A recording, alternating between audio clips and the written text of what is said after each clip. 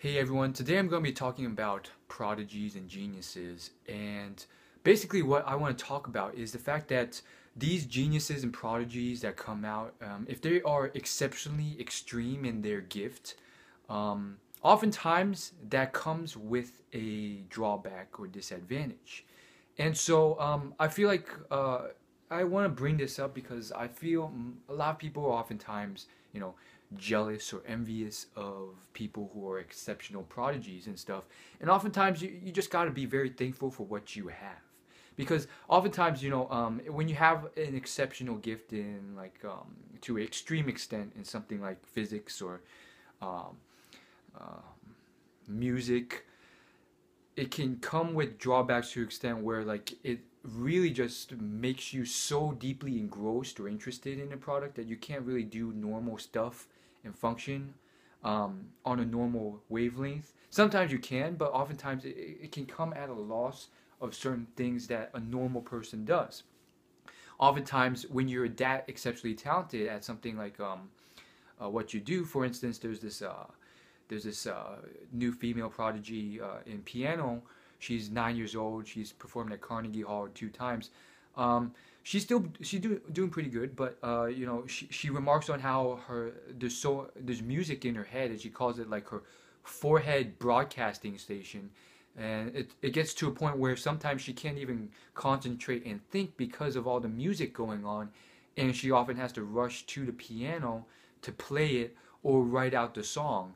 uh, and I think uh, you really have to just be thankful for what you have.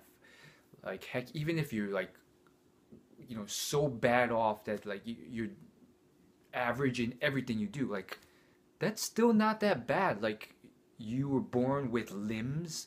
There's a motivational speaker who wasn't even born with limbs, and he's crushing it in the world. And then there's like people like they're whining about like they're not smart enough or they don't have this or that, and it's like you can skip, you can jump, you have legs, you can talk. Stephen Hawking, the genius he is at astrophysics and physics, physics, physics. I mean, he can't talk, he can't walk, he has to use a computer, and like apparently it takes a lot of programming stuff just to get one sentence out. And look at the genius he is, and he's still very happy to live in this world. So you really just gotta be thankful for what you have. Like there's this one girl, she posted this thing online on Reddit, and she was like, you know I have no gifts or talents, I'm pretty bad at everything, but I have big breasts. And I'm like, okay, that's not too bad, that not every girl has that. And I think a lot of people discount how stupid or smart they are. They think they're not that smart. They're like, "Oh, I'm not that smart. I'm not as smart as those Asian kids in school." And like that's like the biggest misconception in academia. Like the fact that Asians are like naturally born smarter in America, and that's why they do so well in school. It's like, no. There's a lot of dumb Asians, there's a lot of average Asians, and the reason why most of them, and thus the stereotype comes about, is because their parents push them hella hard.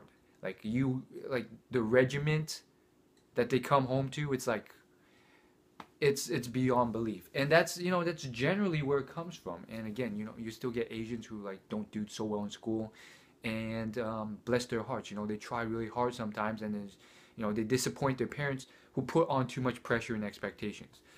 There's all sorts of things going on here, and I think the biggest thing though is there's a difference between intellect and how wise you are. Intellect is like people who are exceptionally high in IQ, and they can do like 4,755 times 10,649 in their head. Then there's how wise you are, which is something that it's not really something anyone's born with. It's more so how much knowledge you have. And everyone has the ability to become wiser and wiser. The people who are the wisest are people who read the most and consume the most knowledge over their lifespans. And usually, much like in weightlifting, it's something that's, surprising if you look at it on a day-to-day basis. It's like, you know, they consistently do it, and oftentimes they start off very, slowly, maybe 2 minutes of reading a day or something like that, and consistently they keep it consistent, which is one thing a lot of people don't do. Same thing with weightlifting; they don't do it. But the second thing is they don't follow through, and they don't build on it, and so what ends up happening is the person who's building up from 2 minutes a day of reading or whatever audiobooks to eventually after 10, 20, 30, 40, 50 years, like Warren Buffett, he reads apparently 8 hours a day every day, and he's been doing it for like his whole life. He's like 80 years old. He's got a hell of a lot of information, excuse me for cursing, a lot of information ready for you to just like reiterate and use as reference experience. So that's the difference between wise and high IQ. And if you're not, intelligent in terms of IQ or intellect, if you understand this and you do as I do and educate and learn and get wiser on a day-to-day basis, you can do great things. And so I guess I want to leave you with two quotes by Charlie Munger. The first is, I have never met a wise person who didn't read a lot. Just let that seep into your mind and think about it. Second thing is, I forgot the exact quote, but it was, to paraphrase it, it went something like, jealousy and envy are the worst possible things you can do. It will not help you at all in life, and it's always better to let it go and let time do its own thing, something like that. And basically he was kind of saying, again, it's I think it's subject to different interpretations, and I don't know if I got the right interpretation. I tried my best to, but it may mean that envy and jealousy, it can only hurt you by going about it, and you can generally self-improve yourself and self-develop yourself to a point of success where you achieve what you want to truly make you happy and successful in what you want in life, without tearing people down or being holding resentment for envy. And he also went on and on about how over time, generally the people you are envious of, it will wash away, and over time you won't be envious of them anymore, because they end up not being that great later on, or they're not really as great as you've become. Or sometimes it's just you don't want to think in this way of, oh, I'm better than him, or money is everything, because as you develop, you start to realize more money, $1 billion, is going to make you 1,000,000,000 times more happy. And so generally what you'll find is that, okay, whatever the reason you're jealous of him, it's usually 4 categories: wealth, relationships, females, or males, or material items, clothing, cars, which goes into wealth, or higher levels of happiness.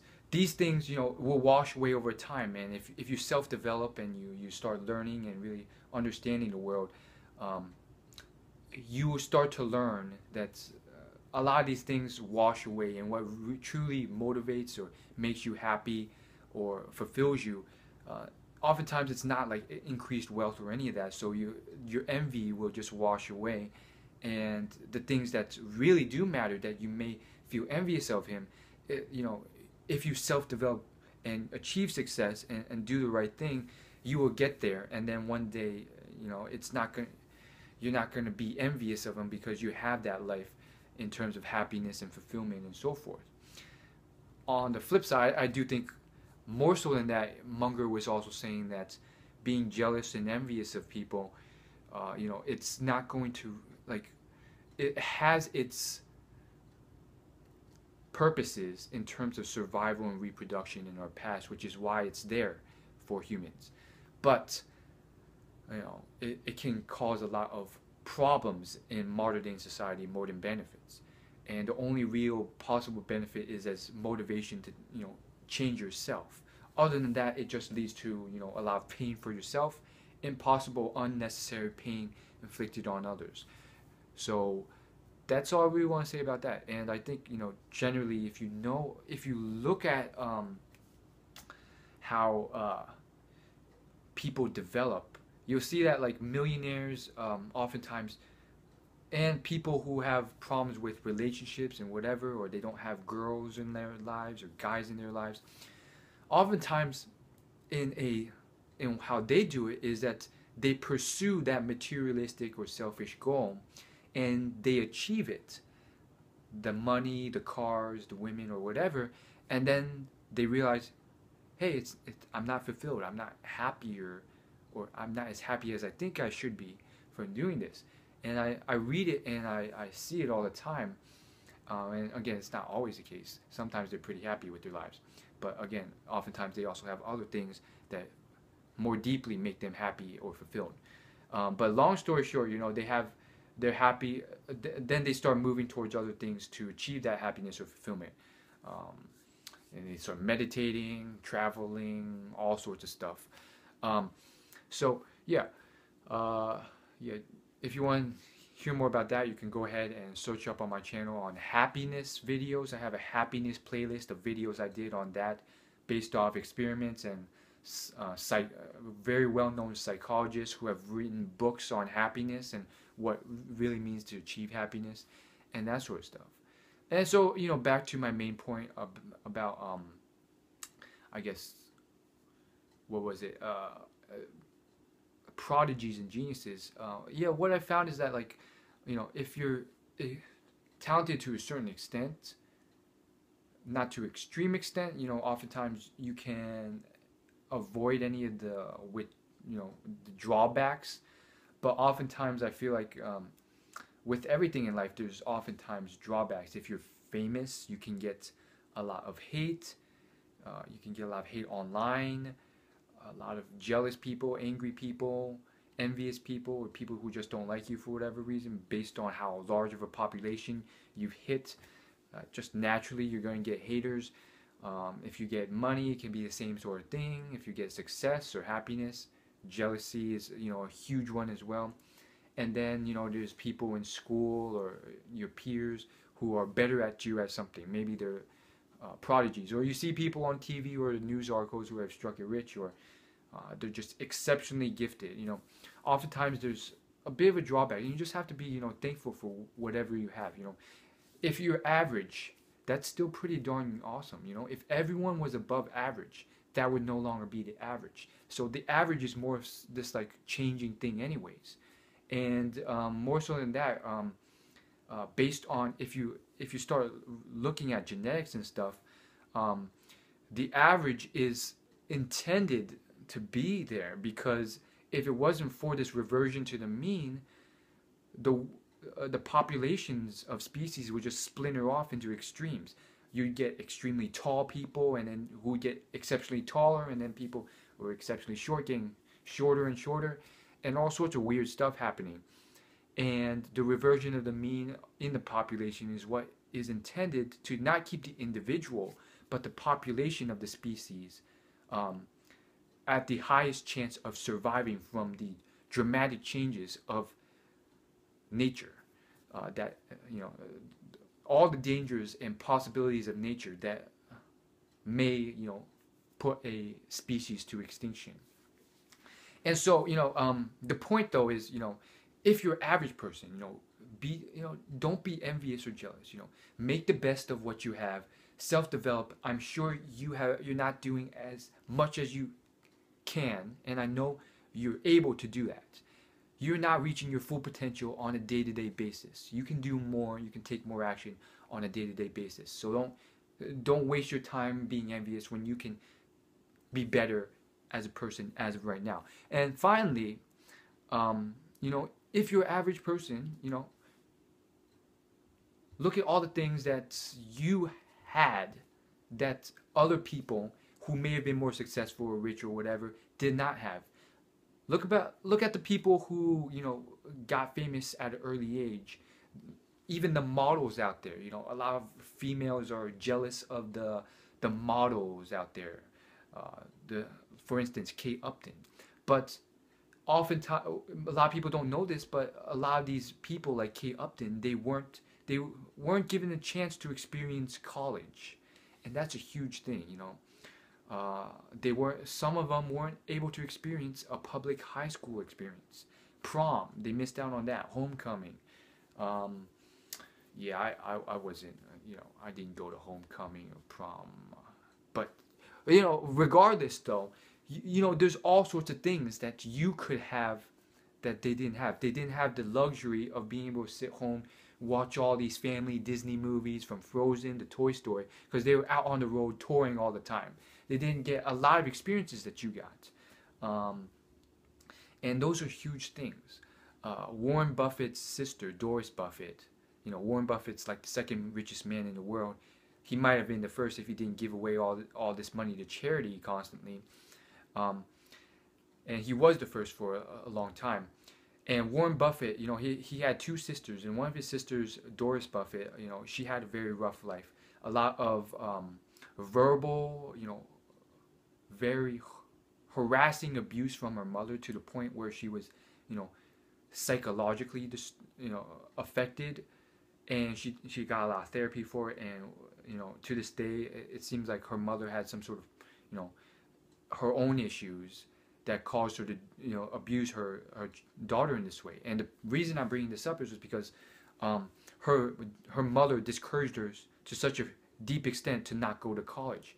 And she's like 80 years old now, and still she's always like, she's always wishing that she had gone to college. And it's gotten to a point where she set up this whole charity foundation, and she's just like helping all these underprivileged women get into college. And we can only speculate why Doris Buffett's mother did all this to her, but I think it may have been due to her own life, where she was discriminated against in a way where because she was female, she didn't get certain opportunities. So just it's very interesting, because all these the current generation, I think it's just the nature of how people are when they emerge from the womb, when they're born. If the parents and the people who educate the young ones don't enlighten them on all the struggles and all the things that were done to let these children become who they are, all the civil wars fought to free them from slavery, all the battles fought to create equality in gender and race and all those things, if they're not really properly educated, and they really understand it and appreciate it and are thankful for it, they sort of just go on in this world. And I see it all the time with a lot of teenagers and stuff like that. They just don't really care. They're just like, they're not appreciative at all, or they don't care. They're just like constantly complaining or whining, or just like wow, why is my life so bad? And it's like, your life is, it's not perfect. It can be better, and you can work on it. But complaining and whining about it's not going to do any better. And like being alive and being very thankful for where you are now, when 50 years ago you may have been segregated, or you may have been a slave, or you may have had less opportunities, or you had less. Everyone had less career options. There was no computer science, no internet, no Snapchat, no text messaging. no YouTube, just a freaking lamp, a horse, no cars or airplanes, and all sorts of diseases that if you got, you freaking died. There's no like medicine either, and like no showers. You just had like a tub, and then you had to pump out and boil hot water. It's like that wasn't that long ago, you know? The world's exploding in terms of, you know, development. You really gotta be thankful that you weren't born anytime in the last 10,000 years of our existence. So it's like these sort of things that you really gotta be thankful for. And then it's like, you know, everything, like no matter what ethnicity you are, even if you're not African American, like whatever ethnicity. For me, it's like, you know, if I probably would have been like, you know, if I was born anytime or in any country, you know, if I was born in you know, 10, 20, 30, 40, 50, 100 years ago in communist China, you know, I'd probably be a rice farmer and lived a pretty modest, decent life, not on this YouTube thing, you know, helping you with this video. And that's pretty darn ridiculous when you think about it, you know. And I'm sure if you, you know, studied up on history and your ancestry, you could probably, you know, find out how fortunate you are. And I'm not saying, you know, things are perfect, or, you know, you are where you want to be, or you're getting the money that you want, or whatever. But happiness, what psychology's found is that happiness, one of the biggest precursors and drivers, is how thankful and grateful you are for things. And more so than that, yeah, watch my videos. They're great for self-development and success. And there's other stuff out there, not just me, you know, plenty of other stuff that can help you along in its way. I'll see you guys later. Thank you so much for watching. This has been Will, and like this video if you liked it, subscribe, share this video with your friends, and I'll see you guys later.